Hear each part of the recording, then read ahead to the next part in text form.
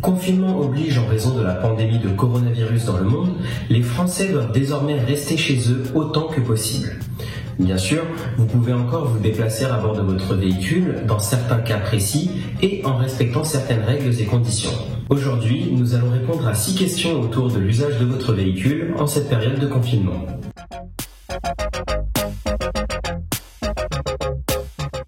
Pas systématiquement. Oui, vous pouvez vous déplacer à plusieurs dans votre voiture dans le cas de la dépose ou de la récupération de vos enfants chez le père ou la mère dans le cadre d'une garde alternée, ou encore dans le cadre du déplacement d'une personne âgée ou de qui que ce soit ne pouvant se rendre par ses propres moyens à un rendez-vous médical ou à l'hôpital. Par contre, s'il s'agit de faire des courses ou des achats de première nécessité, il est fortement recommandé de vous déplacer seul à bord de votre voiture.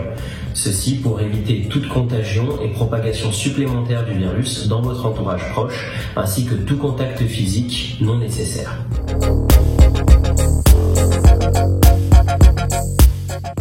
Là encore, pas nécessairement. Si votre véhicule est indispensable à votre activité professionnelle qui elle-même ne peut être exercée sous forme de télétravail, alors oui, vous pouvez déposer et récupérer votre véhicule chez un garagiste s'il est ouvert. Par contre, si votre véhicule n'est pas indispensable à votre activité professionnelle et que vous pouvez l'exercer sous forme de télétravail, alors non. Vous êtes tenu de rester chez vous et de ne pas vous déplacer pour déposer ou récupérer votre véhicule chez un garagiste.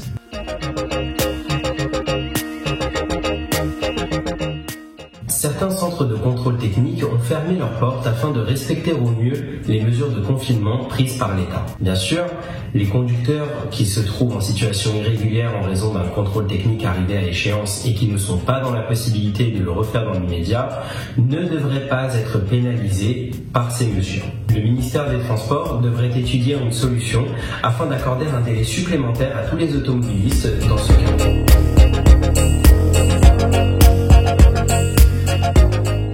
L'accorde, ce serait dommage et plutôt injuste de devoir continuer à payer le stationnement de votre véhicule alors que vous êtes de toute façon obligé de le laisser où il est. C'est pourquoi la plupart des villes de France, en Île-de-France, Paris, Rueil-Malmaison, Clichy, Boulogne-Billancourt, mais aussi d'autres grandes villes telles que Lyon, Marseille ou encore Toulouse, ont décidé d'offrir le stationnement à leurs habitants et de suspendre tous les contrôles de stationnement en extérieur.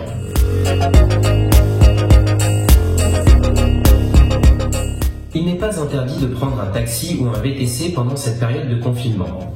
Bien qu'ils aient été mobilisés pour les personnels de santé et le personnel soignant, vous pouvez toujours prendre un taxi ou un VTC, mais les mêmes règles que pour un déplacement à pied ou avec votre véhicule s'appliquent, à savoir vous munir de votre justificatif de déplacement et vous déplacer pour une des raisons autorisées. L'absence de justificatif vous expose toujours à 135 € d'amende forfaitaire pouvant s'élever à une amende majorée de 375 €. Veillez à toujours respecter les gestes barrières, évitez les contacts non nécessaires avec autrui et surtout, restez chez vous autant que possible et ne prenez un moyen de déplacement que si c'est vital.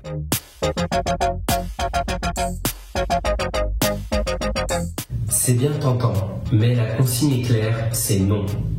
Si vous voulez retrouver le beau temps, la plage au plus vite, il faut rester confiné chez vous. N'oubliez pas, en cas de déplacement, vous devez obligatoirement vous munir de l'attestation de déplacement dérogatoire, remplie, datée et signée, que vous devrez présenter en cas de contrôle des forces de l'ordre avec votre pièce d'identité. En attendant, il est bien sûr totalement proscrit de partir en vacances. Restez chez vous, protégez-vous et protégez les autres.